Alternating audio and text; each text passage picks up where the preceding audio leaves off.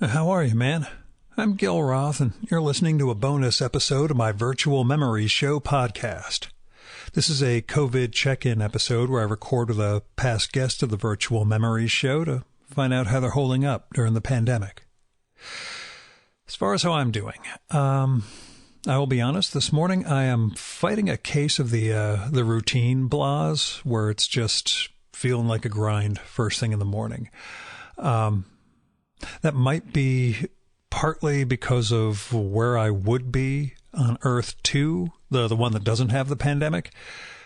This weekend, Amy and I should be up in Toronto for the Toronto Comic Arts Festival, or TCAF.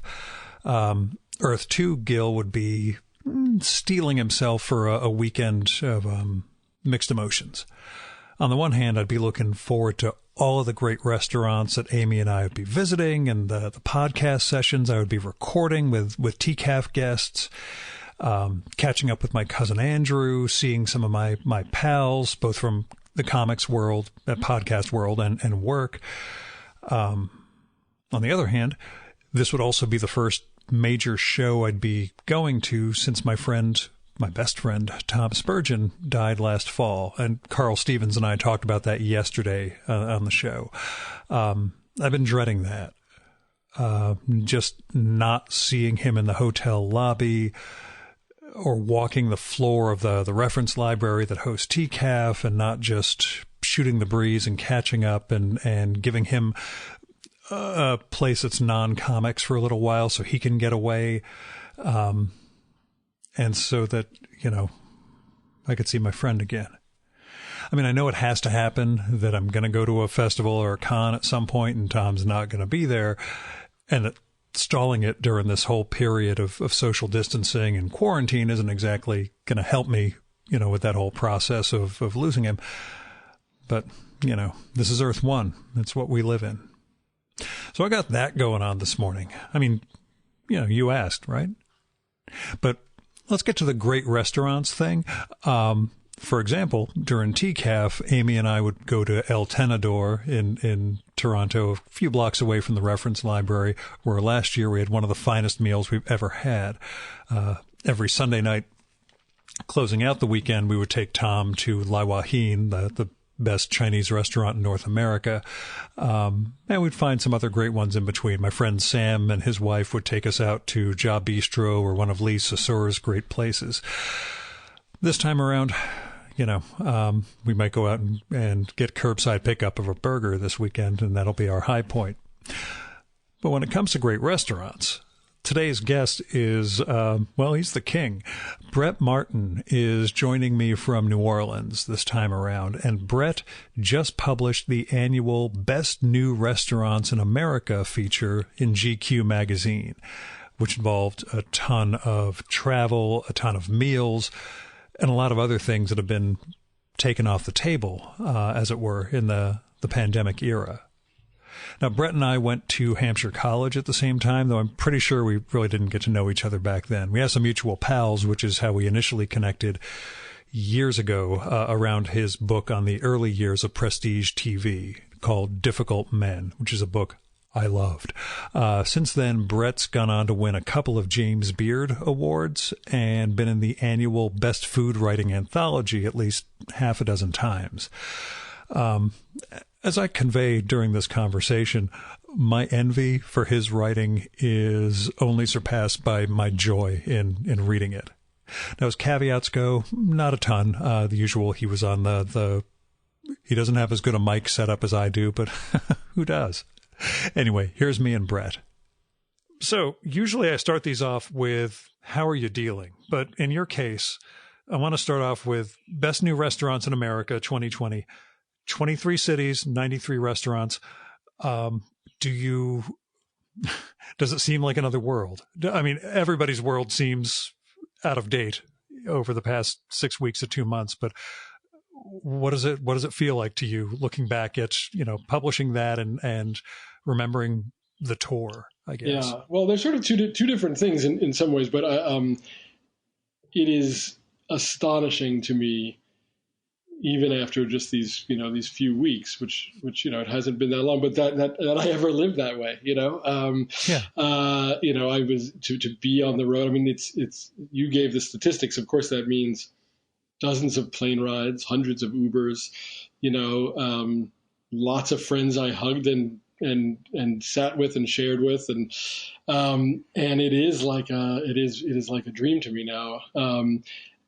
I'm embarrassed to say that I complained about it at the time because I was away from my family, and it's hard on your body. I mean, this has always been a great job. I've done it for 5 years. I get paid to travel around the country and eat, and visit these cities every year.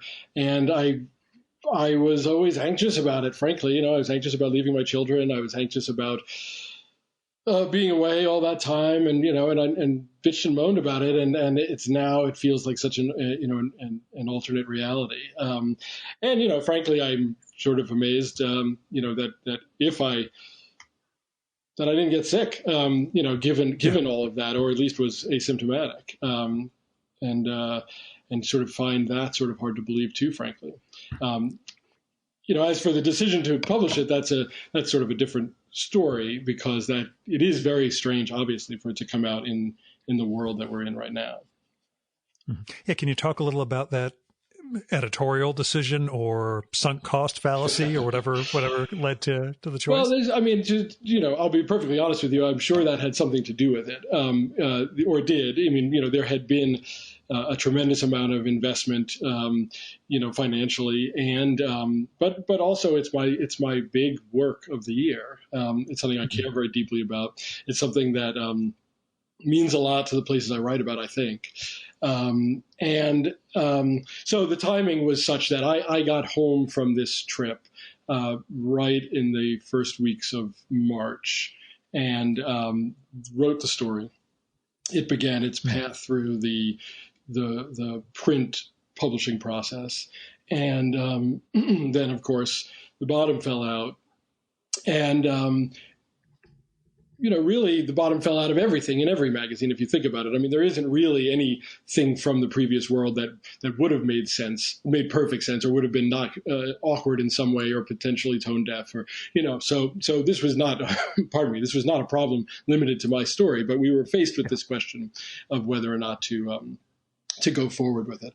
And frankly, I was asked to see if I could find a way we could live with to go ahead. And I think I believe what I wrote in the story, which is that we can get something out of, well, first of all, that this was, if this is a lost world, it's a lost world worth remembering.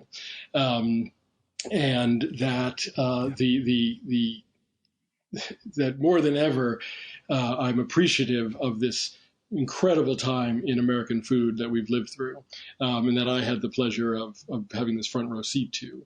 And the work that went into that, and the creativity and the brilliance, deserves to be celebrated, even if it's not active at the moment. And that a reader should be able to get some pleasure from it.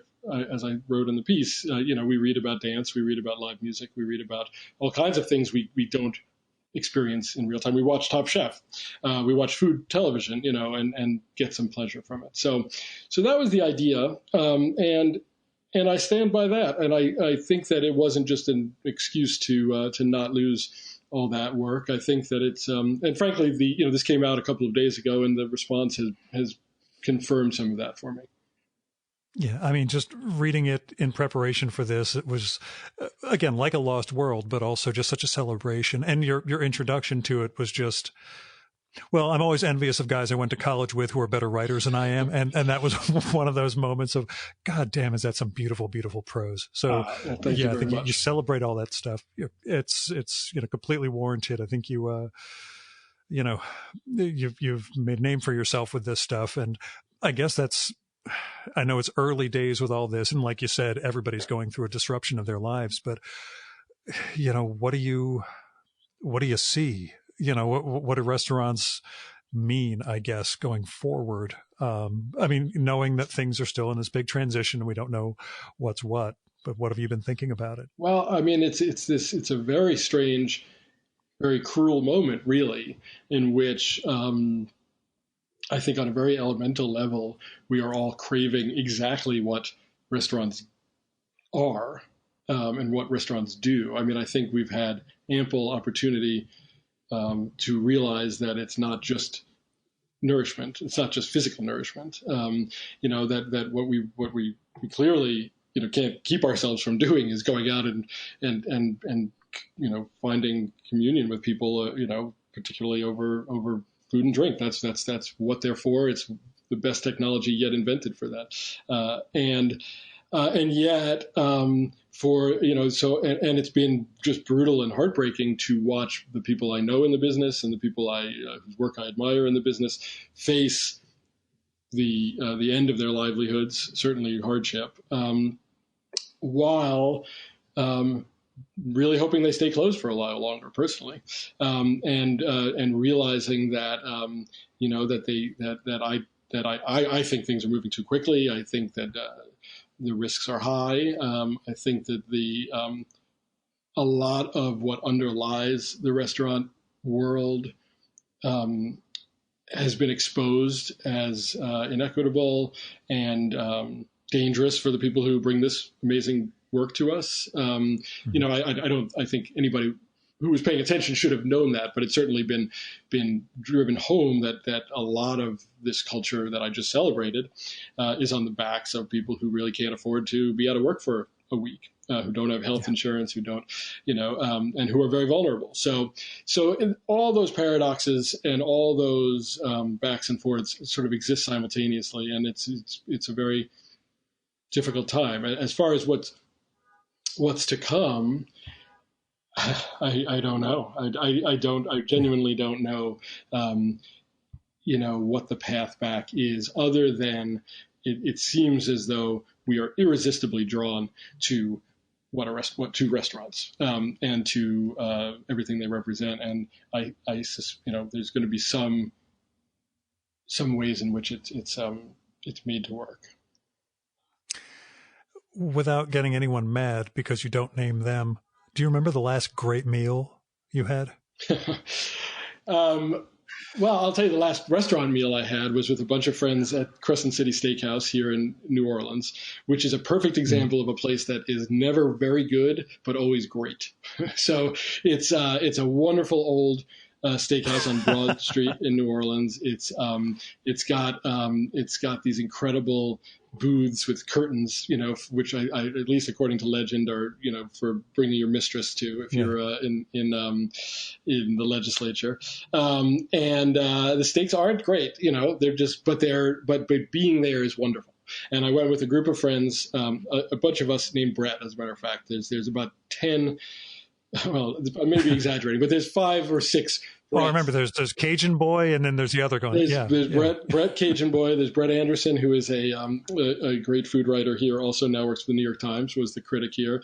Another Brett, and some honorary Bretts. And we have like 3 times a year steak night, Brett night. As a matter of fact, and one time we got a Uber driver named Brett, and on our way home. So the Bretts got together at Crescent City Steakhouse and had a meal, and it was like the first time we wouldn't share sides. I mean, this was the level of caution at that point was, it was eerie. It was sort of full. We closed the place, and and we each had our own, just, nobody shared anything. And and there was I had a sense, we all had a sense that was coming to an end. So that was a great meal.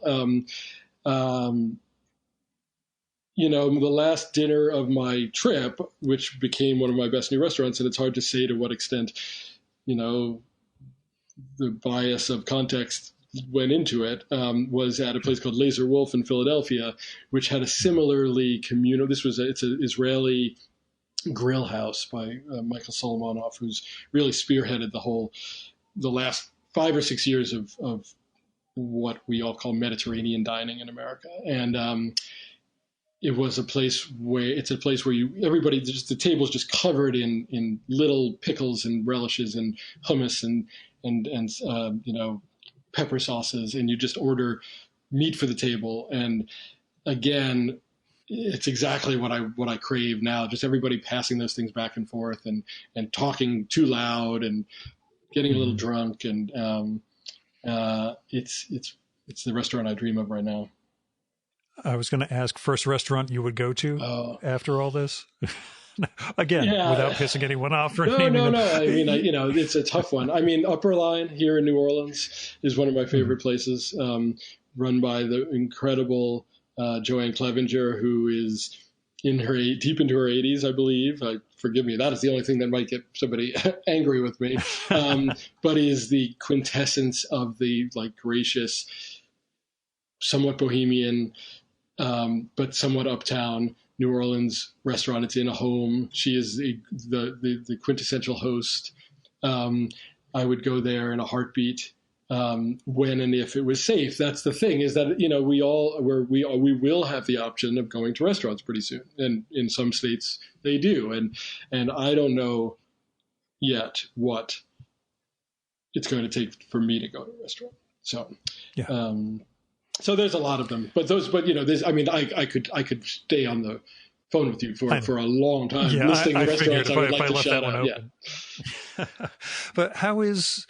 I mean, I'm in New Jersey, which is second worst in the country. But while I've read and talked to some people from Louisiana and New Orleans in particular, how's your experience right now down there? How is it treating you? How are you coping with, the shut-in, the social isolation, et cetera? Well, it was, we got hit pretty hard early, as a result of Mardi Gras, mostly. We were a place where people had come to from around the country, and we all were together for a few weeks at a time, and I say that while totally rejecting some of the national narrative about what should have been done or not done in terms of politically about, considering the resistance to shutting down we have now, the idea that in early February there was going to be any way to preemptive, to say we were going to shut down Mardi Gras when Disney World was open for another 4 weeks, and God knows, I could list the things that were going on elsewhere. So rejecting that, but nevertheless, the fact is that the Mardi Gras certainly contributed to us being an early hotspot. And it was a little frightening for a while, and of course it remains frightening. We happen to have a pretty good governor, a remarkably good governor for the neighborhood, and I think our mayor's done well. And so we've been doing it for quite a while, and there's not that many people here. We use the parks. I have 2 little daughters, and we go to the park daily. I bike ride. The weather has been gorgeous the entire time. In fact, now we're reaching, just as the rest of the country is reaching the time when they're getting tempted to go out, it's actually the time we sort of wind up staying inside because it's getting hot. It's I hate to use the cliche. I tend to believe that anytime you say, believe that any place is only in New Orleans or only in New York is usually bullshit. But there is a communal celebratory spirit here that is both a cliche and true, that makes this period especially mournful, that we aren't able to be together. There's just adults go out together more here, than my friends with children in other cities do.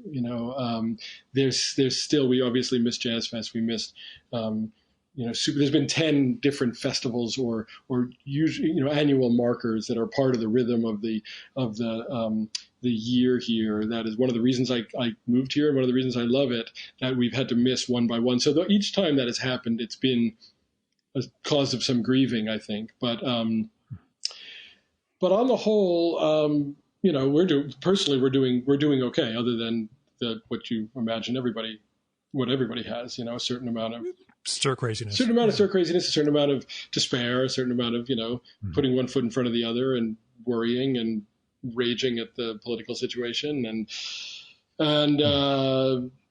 financial disorder, and fear for the future. I mean, you're making it sound great. Other than that, that's great. Other than that, yeah. It's, Yeah, I forget. When did you move to New Orleans? Were you there before Katrina, or had you oh, come no, after? no, no. I'm coming up on my 10-year anniversary, which is, Okay, because remember we recorded in 2013. I just couldn't recall at the time yeah. if you were a long timer at that point. No, I came down in January 2011.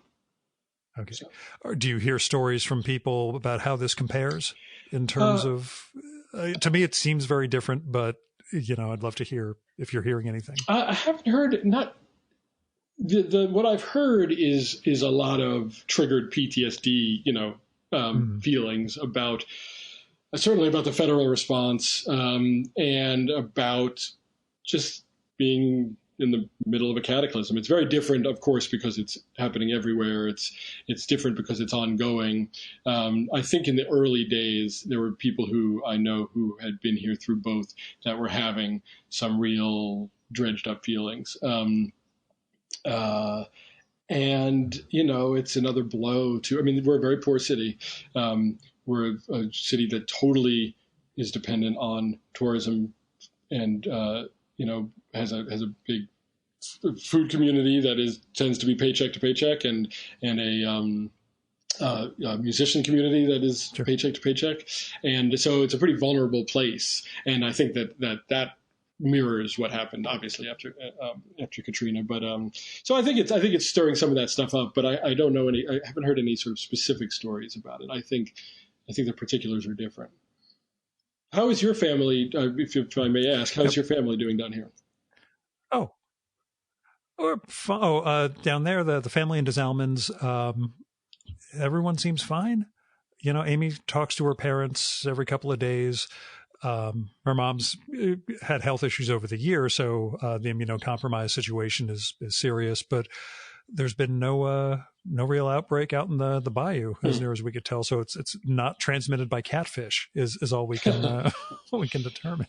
God, I just know you made me hungry. They seem to be doing okay. Yeah. Yeah. And your family. Part of our thing, though, is just that. Go ahead. Sorry. Oh, my family's they're hidden away. My father lives 10 miles from here. I haven't seen him since February because I'm convinced I may be, asymptomatic carrier.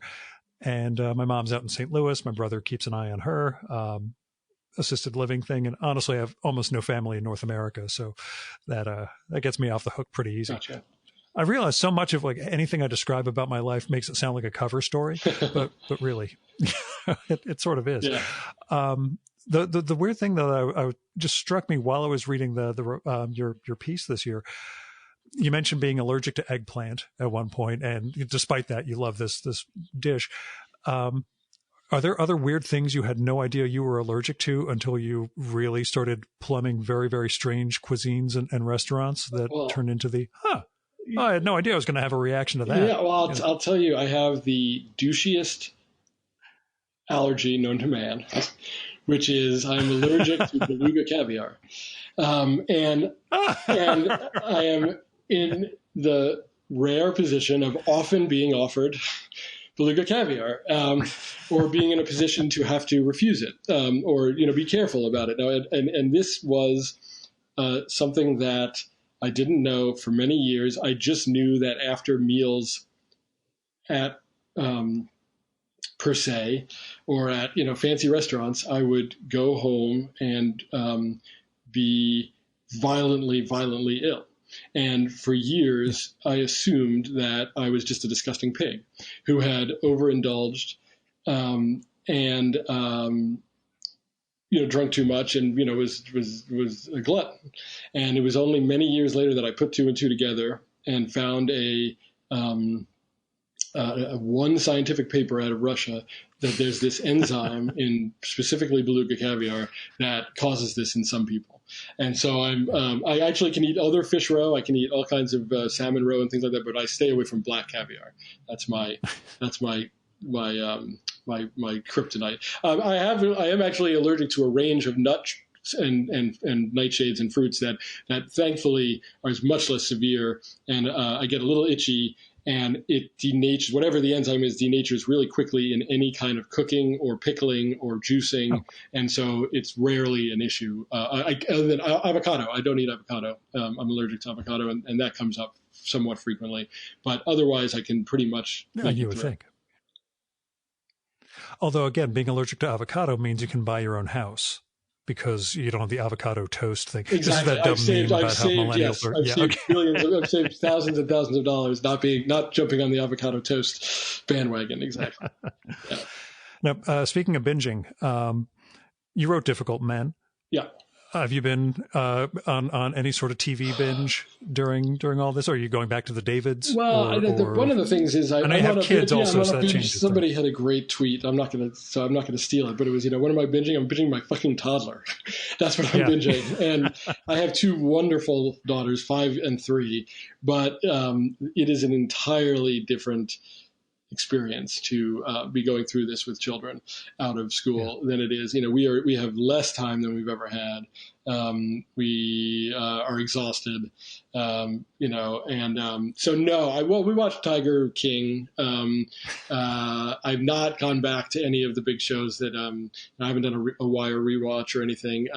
It's funny. Soon after that book came out is when I had children and my bandwidth shrunk enormously. I also sort of switched some of my focus to food, and there's been very few shows, at least by the state. I mean, given the bounty that's been out there, there's a relatively small handful of shows that I've committed myself to. I think it's one of those things is when you've done it for, I worked on that book for 5-6 years, where watching TV and catching up with these shows was my job. And again, a great job, but I was sort of relieved to leave things behind really fast if they weren't what I wanted. And my standards got really high. And so it's been a while since I've been deeply into a show. I was the guy who convinced 3 different coworkers to stop reading Infinite Jest. Back in my old office days, they would ask me, like, you're a real reader. Should I keep going? I'm like, are you enjoying it? I'm like, no. I'm like, then stop. And life is short. Exactly. Yeah, life's too short for shitty novels, no matter how big they are. But it's sort of why I'm afraid to record with one of these with Emily Nussbaum. We did a show last year, and I'd love to catch up with her, but I'm afraid to ask, what she's watching, because the kids, the job, everything. Yeah. But some people can do it. That's one of the things that's amazing. I'm in awe of Emily and people who keep up that pace of consumption for years and years. It was a great story that I worked on, and I was really, pleased with it. But my appetite for consumption is, I've never actually been, even in the midst, one of the handicaps, I think we may have talked about this when we recorded way back when, is that I actually have a fairly low capacity for binging at all. I find it too much. I really prefer to watch an hour at a time and then really, take time off. And so you can't speed through. Actually, maybe you can now. I suspect that, some people now, they probably do give you a screener that you can fast forward, watch it double time. But generally speaking, you had an hour of TV takes an hour to watch. And I don't know how people find the time to consume as much as they do and then think about it, I and for general consumers too. Amy and I are reworking our way through Cheers. 1 or 2 episodes. That's it. It doesn't have to be 5 or 6. You watch one. There's another 200 or so. A couple of years ago, we did that with Frasier, and because I'd never seen it, because I was you may remember from Hampshire, I was a snob in the 90s. But you would not. So are you catching up on all the debased culture that you turn your nose up then? Is that what you're saying? Not too much of it, although I just binged a comic book from the mid-90s that I bought serially back then. And I'm more entranced by the ads and how strange all of the Sam Goody CD ads for like the Deftones and things like that. It's like, wow, all of this stuff I didn't listen to, that it was just, sitting there in the back of these comic books. And, it could be a little strange like that, but I think we're better off avoiding the 90s as a, well, my version of Cheers is, and my comfort show is and will always be MASH. And that's sort of where I sink into, when I need the sort of the warm bath of a show, which is, a little weird to say about a show about meatball surgery, of course. But that's kind of my happy place. But Cheers, I'd love to go back. I don't think you're alone in Cheers. I think Cheers is, for obvious reasons, just we were just talking about, I think a lot of people are taking comfort in that. Yeah, it's got a thing. And I keep in mind, I'm a guy who never watched an episode of Friends or The Office, the American Office. So I, again, still have no frame of reference for most things that normal people do. But speaking of my snobbery at Hampshire, do you think about Hampshire and its future, given how troubled it was before this all hit? And do you have a great affection for our alma mater? Yeah, well, you're sighing as though it didn't mean a lot to questions. you. I'm unresolved about it. I was dispirited by what happened. I don't feel fully. I don't feel either educated enough or confident enough in my feelings to truly delve into it, but or to sort of come down on one side or another. I do have a great affection for Hampshire. And for the education it gave me. I believe that a place like that should exist. My inclination was to think that could coexist with an adult facing of financial reality. I don't know how many people. If it's worth going into the whole thing, but I thought that, frankly, I thought finding a way to be the partner of a more financially sound institution made a lot of sense.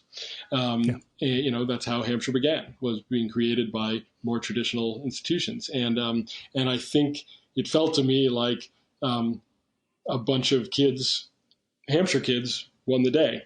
And I love Hampshire kids. And I think that... Yeah, I was going to say, remember what you would have done when you were 21 years old if the situation happened. To the college, that's the thing. I think that you can think both things, I have great affection for that and for that, for feeling that way. And I think there's a place for both to, meet in the middle. And that place was, anyway, I worry that in the new, I think that if it was a hard sell before, to go on this sort of leap of faith that a broad-based, that a kind of idealistic education mattered, then it's going to be even more of a leap of faith in the years to come. And so, I do worry for them. But now, do you think? Do you feel? I mean, the other question I have is, it caused me to wonder what connection I would have to, this is 30 years ago, right? Or something like that, to what extent it's the place I knew, to what extent, it's it brought up a lot of questions for me. I don't know. Where do you come down on it? Well, my thing was, I didn't have a great experience there, but I believe that a place like that should exist. Exactly what you were saying, that, regardless of whether it was a perfect fit for me, I had a better time at St. John's College 2 years following Hampshire. Oh, I forgot about that. Nonetheless, yeah, for me, that was my real education. But at the same time, I understand why Hampshire needs to exist. What bothers me is the capital framework that mitigates against something like that existing. The world that dictates that we're all consumer units, that our college education should just be preparing us for maximal production and then consumption. That's what irks me about what happened to, the forces that are fucking with Hampshire. Yeah. And that's, to me, it's a tragedy. What it symbolizes. Yeah, it wasn't my perfect experience at college, but it should be somebody else's. And that's, I agree that, I reject the notion that that the value of a college education is translatable into the job you get and to what extent it provides, I just don't buy that. I just think that it's not. I think that thinking about what compromises or what structures, that aren't ideal might, allow that to exist, well, I'm getting all garbled here. I just think I would have liked to see it preserved, and it feels like they've taken a step back to me. And again, with the change in the entire world climate, we'll see. Right. So I guess last question. New book? Yeah. Still working on it? No, I put that book down after a long struggle. A while ago now. You are going to have time, is what I'm saying. I mean, you got to raise the kids. Yeah. But, this project's in the past. I need to find another book. That's the idea. I began a book very immediately on the heels of Difficult Men about the world of chefs, and a lot of external and internal things happened that aren't really worth getting into, but it was delayed for a while. Again, sort of a mixture of internal and external problems. And by the time, frankly, the world had changed by the time those things had passed through. And the food world, the chef-centric food world no longer, or was in the process of being transformed, and what I had begun working on did not feel relevant anymore, and so that got put into a drawer, along with, or at least I now have an even clearer sense that when I pick up another project, it's got to be something that I'm really committed to and really ready to do. And I'm waiting and searching for what that's going to be. Obviously, a chronicle of dilettante podcasters. I can't think of any other subject more relevant to me. Are you willing to have me hang around for for however long it takes to get the story? I'm one of the least interesting people you'll ever meet. It'll be great trying to figure out an angle. I'm sure there's a book there. That's the thing, But my eyes are open, so we'll see what happens next. I would like very much to be on a longer term project again, but I'm also wary of doing the wrong of starting something that runs into some of the same problems that I had with the last one. I trust you to make a good decision, because again, you're a hell of a writer, and the projects are out there. So, well, thank you. I appreciate it. I hope you'll have me back. Oh, definitely. Well, that's all contingent on just getting down to Louisiana again. We're just thinking about how long that's all going to take, but someday that's going to happen. And someday I hope, Cousin City Steakhouse could be in our future. Crescent City, yeah. Crescent City, yes. Yeah. Oh, absolutely. Yeah. And what's the place that does almonds? The catfish place. Spars. Yes, Spars. We'll go to Spars. It'll be get you lunch out here. And dinner, man. We'll do the whole thing. Awesome. And given, what I see of the sort of dishes and the lifestyle down there, we can double up gigantic amounts of food. No problem. They'll just keep serving. We'll just walk between them. We'll run it off in between. So somehow, Brett, thanks so much for coming on, and, stay safe. And, I will turn people on to the new GQ piece, because I think it's absolutely gorgeous and captures a world that, who knows when we're going to see again. Yeah. Well, thank you. I'm glad that it hit some sort of chord. I appreciate it. And stay safe. Thanks, man. That was Brett Martin. Go check out the latest Best New Restaurants in America feature at GQ. It's in the latest issue, and it's on GQ.com. And there'll be links to it in the show notes for this episode. There's also a companion piece he wrote about how some of the restaurant's owners are coping with the pandemic shutdown. That's a really worthwhile read, too. It's just in a different mode than, the feature itself. So go read that. You will not be sorry. It'll make you long for the moment again when we can just sit down at a table with friends and eat. Now, Brett's site is brettmartin.org, which is BRETTMARTIN.org. He's on Twitter as Brett Martin, all one word. You should go read Difficult Men, the book he wrote about prestige TV, focused on the creators of The Sopranos, The Wire, Deadwood, and Breaking Bad. 3 of them are David's, one is a Vince, among some other shows. I love that one, and I'm awfully glad our friend Marge connected us just to get together many years ago down in New Orleans, or down in Louisiana, to record. Anyway, I'm feeling a little bit better after doing this, so thank you for listening. We'll be back tomorrow with another COVID check-in episode. If you want to send me a little update to read on the air, or have something you want to share with our listeners, let me know and we'll set something up. I'm at groth18, GROTH18 at gmail.com.